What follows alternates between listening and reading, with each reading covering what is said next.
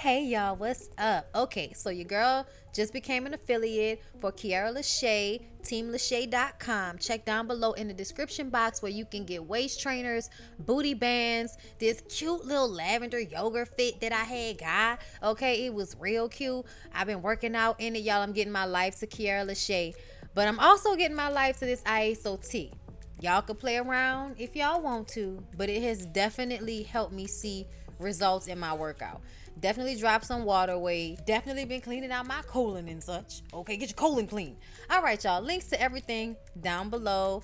Team LASHAE, TLCT. Get that ISO T in your life, okay? Oh, and also, don't forget about Omiage.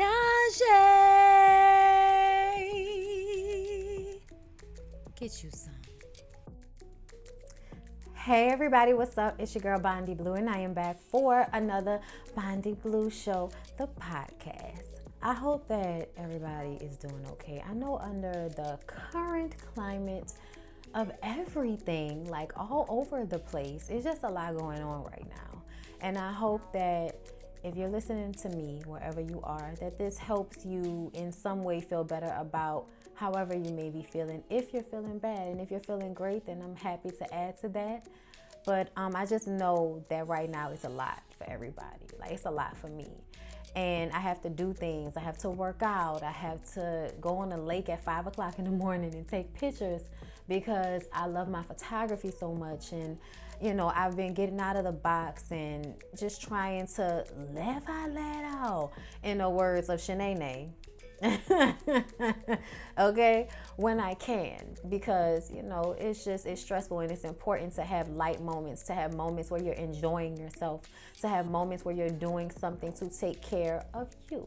Okay, and if that's doing whatever you're doing while listening to me or what have you, then I just pray and hope and that everything is going okay with you, and I'm sending you good energy. Hey, yeah.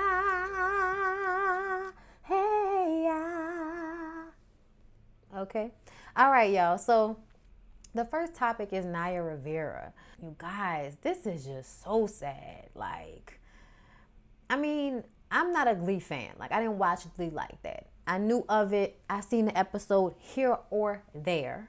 But for the most part, I've seen her mostly as a kid on different episodes of whatever show. You know what I'm saying? And I know that Big Sean wrote a song about her. You old stupid ass, I ain't with you. And that was because their relationship was tumultuous. But she went missing. She had her kid on a boat out in some water, and they were swimming. The kid got back on the boat, and she is never to be seen or heard from since. So I'm going to read to y'all what CNN is saying about the disappearance of Naya Rivera. According to the Ventura County Sheriff's Office, Rivera came to Lake Puro in Ventura County, California, north of Los Angeles around 1 p.m. on Wednesday. She rented a boat, and she and her son were seen going out on the lake together. Sheriff's Captain Eric Buschow said in a news conference about 3 hours after they left the dock, another boater out on the lake discovered a boat drifting with a child asleep aboard. The boat was found in the area called the Narrows on the north end of the lake. Authorities were notified, and they began search and rescue efforts from air and with a dive team. Buschow said it was difficult to get information from the child, who told them they went swimming, but his mother didn't get back on the boat when he did.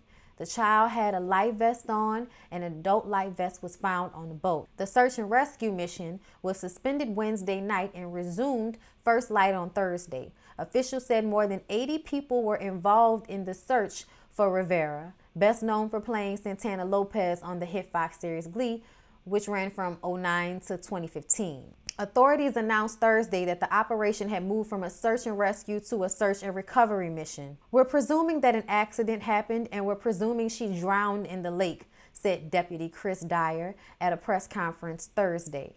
We hope for the best. We prepare for the worst. He said it is not uncommon for visitors to go to the lake midweek, as the draw is likely fewer people and less traffic. The boat Rivera rented was a pontoon with a deck cover, and the rental operator did not notice anything out of the ordinary, Dyer said. The boat was found on the north end of the lake where the wind is often a factor in boating conditions. Dyer said the depth of the lake can run anywhere from 6 to 40 feet, and the bottom of the lake has a lot of debris. He also said Rivera's son was healthy and with family. So divers have been digging through downed trees and a heavy brush bottom. Apparently, it's hard to find her because if she drowns, she can be trapped under some shrubs or debris or whatever.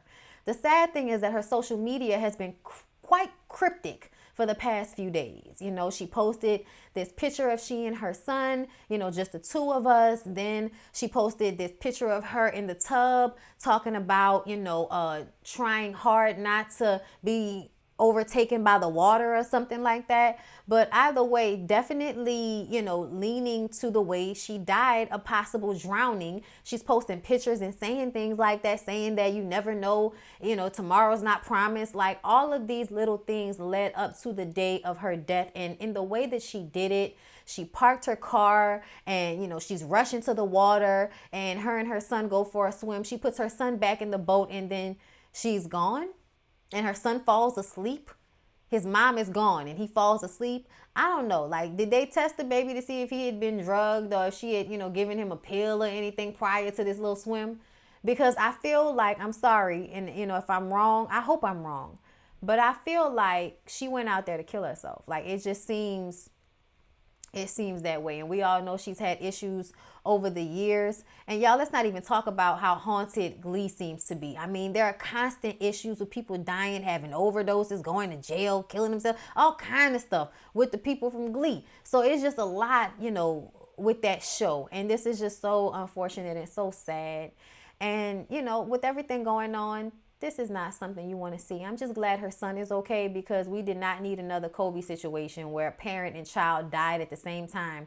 It's just already too glum around here. Like, geez Louise, this was just not what any of us wanted to hear. So let's go ahead and move on to Ricky Smiley. So Ricky Smiley's daughter, Arian, was shot this weekend. Okay, there were a number of shootings around the country for the 4th of July because apparently a part of celebrating a holiday is going shooting guns all over the place. I guess assuming or not caring that someone will die. But Ricky Smiley's daughter was caught in a crossfire between two cars at a red light. So let me read to y'all what they say. Ricky Smiley shared with his listeners that his youngest daughter, Arian Smiley, was shot twice while visiting a Whataburger in Houston over the 4th of July weekend. Because of the severity of the shooting, Arian Smiley had to have surgery. While in the hospital, Arian made a series of posts to her Instagram story about being alone and not being able to see her parents because of the COVID-19 pandemic. She also posted pics of the bloody car she was riding in when shots were fired. Now she's back home. Ricky Smiley shared a video on Instagram Saturday, July 11th, today, announcing that his baby girl was released from the hospital. In the caption, he wrote, "My daughter reunited with her mother. It was really beautiful to see and her mom together after she was released from the hospital." That's terrible, y'all. I'm so glad that it wasn't fatal. That would have been so terrible. But just the fact that so much was going on the 4th of July weekend, you just know it's because of everything that's going on. People are stressed out. They're not handling their stress well. They have guns, okay? So they're just out here acting a fool, y'all. So to continue on with that story, children are among the victims of July 4th weekend gun violence across the U.S. And this is from CNN. So I'm going to read it so you don't have to. A 7-year-old girl playing with children in Chicago, an 8-year-old Atlanta girl riding with her mother, an 11-year-old boy running to get a phone charger in Washington, D.C. were among the victims of gun violence over the July 4th weekend. The violence comes amid an uptick in shootings and homicides in American cities. The girl in Chicago was visiting her grandmother in the Austin neighborhood Saturday evening, playing with other children when a car pulled up and 3 people got out and opened fire on a group of people, the Chicago Police Department said. The 7-year-old was shot in the head and died at John H. Stroger Jr. Hospital of Cook County. Mayor Lori Lightfoot, in a series of tweets, lamented another child whose hopes and dreams were ended by the barrel of a gun. She asked anyone with information to come forward. There are no additional details on the suspects, Rocco said. A separate Chicago shooting left a 14-year-old dead, police said. In the nation's capital, an 11-year-old Devon McNeil was killed Saturday night after a group of 5 young men began shooting in the southeast part of the city. Mayor Muriel Bowser and the Metropolitan Police Department said Devon was taken to a hospital and pronounced dead. The shooting occurred around 9:30 p.m. MPD Chief Peter Newsham said Devon was shot in the head moments after he and his mother stopped in a neighborhood to visit the boy's grandfather, told CNN. The youngster jumped out of the car to run into his aunt's house to grab a phone charger, said grandfather John Ayala, who founded the D.C. chapter of the Guardian Angels and has been fighting gun violence for many years. Wow. His mother, sitting in the car, heard gunshots and saw her son duck. She thought he was trying to dodge the bullets, Ayala said, but then noticed he wasn't moving and found he'd been shot in the head, right here in our own backyard. Ayala raced, I'm probably pronouncing it wrong, y'all. Ayala raced to the hospital, he said, and his mom was just crying, my baby, they took my baby. The thing that's so bad is we were all supposed to be out of town on a trip, Ayala said, but we decided to cancel it because the COVID cases were so bad. He was supposed to be gone, but we canceled the trip to be safe, and he gets shot and killed right here in our backyard. Bowser announced a $25,000 reward for information leading to the arrest of those responsible. The public's help is dire in bringing to justice the perpetrators of horrendous killings of 11-year-old Devon McNeil. The reason for the shooting is unknown. 5 males were seen leaving the scene in a black sedan, Bowser said. And then the Atlanta shooting. Atlanta Mayor Keisha Lance Bottoms also asked people to come forward with information after an 8-year-old girl was shot Saturday night near the Wendy's where Rayshard Brooks was killed last month. I am asking you to please honor this baby's life. Please, if you know who did this, please turn them in. Y'all, she got the Rona too. Keisha Lance Bottoms, the mayor of Atlanta, got the Rona, y'all. I mean, I'm not surprised. I don't know why everybody feels the need to go places and be somewhere. You can be at your house telling us stuff. That's why we got the internets, okay? So we're fighting the enemy within when we are shooting each other up in our streets, the mayor said. You shoot and killed a baby, and it wasn't one shooter. There were at least 2 shooters, she said. Sequoia Turner was riding in a vehicle with her mother and an adult friend downtown, according to police. The driver was attempting to enter a parking lot where a group of people had illegally placed barricades, and someone in the group opened fire on the vehicle, according to police, striking Turner. Officers feel abandoned while protesters demand sweeping police reform. Bottoms wants people to have the same passion for ending community violence that they have for police reform, she said. We've had over 75 shootings in the city over the past several weeks, Bottoms said. You can't blame that on the police department. Georgia Governor Brian Kemp offered his condolences Sunday, posting on Twitter, our hearts absolutely break for this precious life senselessly taken. Marty, the girls, and I are praying for the Lord's comfort over Sequoia's family and loved ones in the face of tragedy. Police are offering a $10,000 reward. There's also a shooting in Alabama mall. Oh my gosh, y'all. I'm not about to read all of these, but like an 8-year-old was killed in an Alabama mall. Okay. Then NYPD officers injured, gun violence in New York City. Like over the 4th of July weekend, everybody was losing their shit. And can I just say, you guys, that the fact that there were all of these shootings of children over the weekend, and with Keisha Lance Bottoms reminding us that the police department doesn't want to do their jobs at this point, since we're demanding that they not be allowed to just murder people and go unpunished because, you know, we're asking for justice and everything, you know, the stuff this country's supposed to be built off of. Y'all don't want to do y'all job, so y'all gonna leave these streets to be savaged. And that's understandable. But what I want to say is, am I not supposed to draw a correlation and think that maybe y'all did this shit on purpose all over the country? I mean, it's not too far-fetched to think that the police department would do something like this on a national scale. Okay, hire whoever they had to hire, put money in whoever hands they had to put money into hands. Because it sounds like some hits on kids. And, you know, everybody's supposed to act like, oh, it's innocent bystanders. But no, this seems intentional to kill these children of a certain age. You know, everybody's 8, 11. Like, that's very young to be killed in that way. And I just can't help but to think that someone did this purposefully so people will stop wanting to defund the police department. And I'm going to leave it at that. It's all very unfortunate. It's very sad.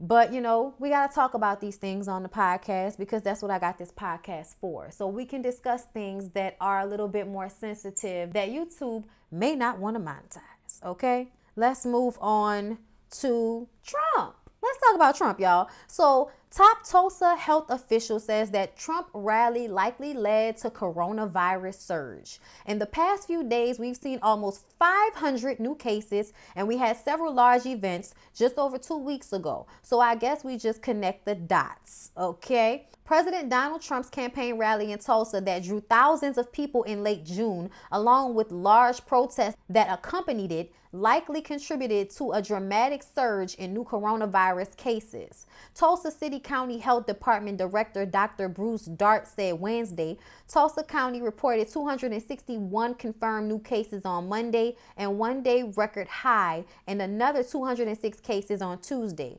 Although the health department's policy is to not publicly identify individual settings where people may have contracted the virus, Dart said those large gatherings more than likely contributed to the spike. A spokesman for the Trump campaign didn't immediately respond to a request for comment.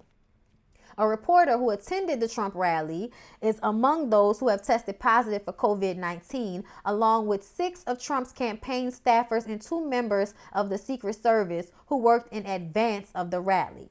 Statewide Oklahoma health officials on Wednesday reported 673 new confirmed cases of coronavirus, the state's second highest daily total since the start of the pandemic. The new cases reported by the Oklahoma State Department of Health follow a record high of 858 cases that were reported on Tuesday and bring the total number of confirmed cases in the state to 17,893.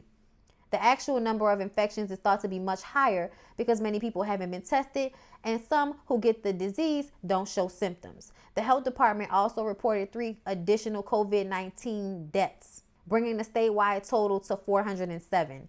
In response to a recent surge in coronavirus cases, the cities of Norman and Stillwater have approved mandates that people must wear masks in public. Norman approved its ordinance Tuesday night after a 5-hour city council meeting during which citizens on both sides of the issue spoke out.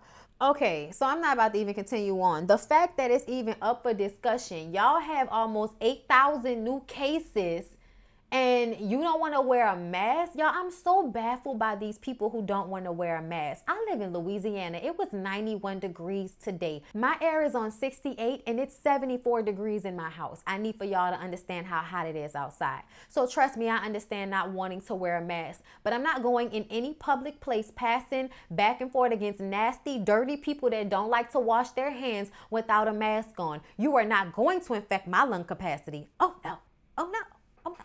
So I'm super duper annoyed by seeing all the Karens and everyone else flipping out about not wanting to wear a mask. Like, get over it. This is not about you. And in all honesty, I feel like people need to start forfeiting rights to, hospital equipment if you don't care. You know what I'm saying? Because a lot of y'all end up on ventilators taking it from people who got it, who was doing what they were supposed to be doing. Okay, essential workers who out here putting themselves in harm's way so you can run out and be at a rally for whatever reason. Like, everybody's clear on who's voting for Trump and why. So what do y'all need rallies for? Apparently so y'all can make each other sick. And to continue on talking about Trump, shouldn't be hard for Kanye West to take away votes from Biden. Did y'all vote today? It was a voting day here in Louisiana, and I did go and vote. Okay, because ain't nobody got time for that. All right, so President Trump on Saturday expressed confidence that rapper Kanye West, who recently announced that he plans to launch a late bid for the White House, could steal votes from Trump's presumptive Democratic opponent in November, former Vice President Joe Biden. That shouldn't be hard, Trump tweeted. Child, you don't know what's hard, okay? Corrupt Joe has done nothing for black people. I'm like, well, you trying to kill us, like, as a whole, this whole country. So I feel like we'll take our chances. Yes, Joe Biden has some issues with him. I don't agree with how he dealt with the police situation. He doesn't want to defund. He wants to give them more money as if that's what they need. I feel like what they need is, if you have something in your jacket saying that you have too many cases of excessive force, then you need to forfeit your pension. And that's just on God. Like, I don't know why you have to continue to get paid for walking around brutalizing the community. Like, why do you continue to get paid for that? I don't understand. West in the past has been a big Trump supporter, meeting with the president multiple times and often wearing Trump's signature red "Make America Great Again" hat, all the devil's hat. However, when announcing his presidential bid, West told Forbes that he is taking the red hat off and that Trump no longer has his support. Lies and garbage. It looks like one big mess to me, West said. One of the main reasons I wore the red hat as a protest to the segregation of votes in the black community. Also, other than the fact that I like Trump hotels and the saxophones in the lobby. Somebody take away his microphone. Y'all, Kanye needs to be in therapy, on medication, in his house, chilling, taking care of his mental well-being. Because the end of that statement, like, you voted for him because you like his hotels, and the fact that they put saxophones in the lobbies, my nigga, what?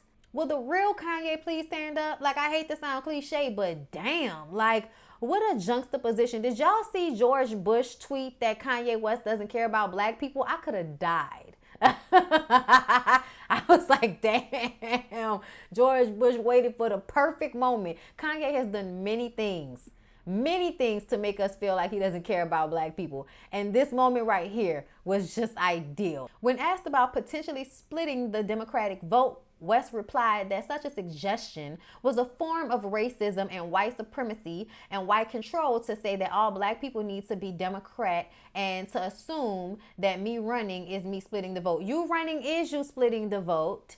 And this whole idea that black people don't need to vote Democrat, like, let's be very clear. Black people are very clear on what's happening and why we're voting Democrat. We're not like Republicans. We're not confused about why we're voting the way we're voting. I feel like there are a lot of poor people, poor white people, that vote Republican because white people say that if you're a Republican and you're white, that's how that's supposed to go. Okay? Like, not to say that there aren't Democrats with some of those same ridiculous, feelings about human rights issues, to just put it across the board like that. But ultimately, I feel like we don't vote Republican on a large scale because Republicans are never, ever trying to get our vote. They don't want our vote. They want poor, disenfranchised white people's vote because they make up most of the population. Black people make up 12% of the population. So understand why it is more vital for you to have the vote of all of, the ignorant rednecks all over this country in small town America who, have been hearing their whole lives that the niggers are stealing their jobs and their women and all of that. You know what I'm saying? Like, let's be real. White people have this innate fear. I call it a universal consciousness. Like, black people are universally conscious of their position in this world as black people. I think white people have universal consciousness of fear that one day we will rise up and eat them. And I don't need people. And I also feel like we're not interested in that. Not really. Some of us are, but for the majority, a lot of black people are not interested in eating the rich or, doing all this extra stuff. We just want y'all to leave us alone and stop messing with us, stop killing us, stop making laws in order to put us in jail and keep us from the same opportunities that y'all get handed to y'all so easily. Like, that's what we want. We just want to be treated fairly and left the fuck alone. Like, that's it. That's all black people want. I feel like that's all we've been asking for this entire time. Why is that so hard to get? I don't get it. I don't know what the hell Kanye's talking about. I think something's wrong with him.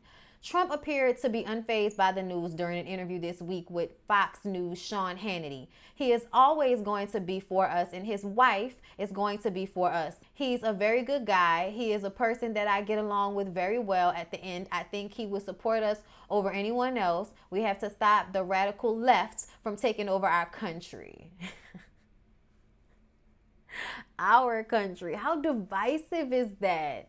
How divisive is that? Like, this entire country is made up of the idea of Democratic, Republican, and whatever you other people do. But for the most part, it has always been okay to be one of the other. And now you're telling us that as a country, it's not okay for us to have difference in opinion.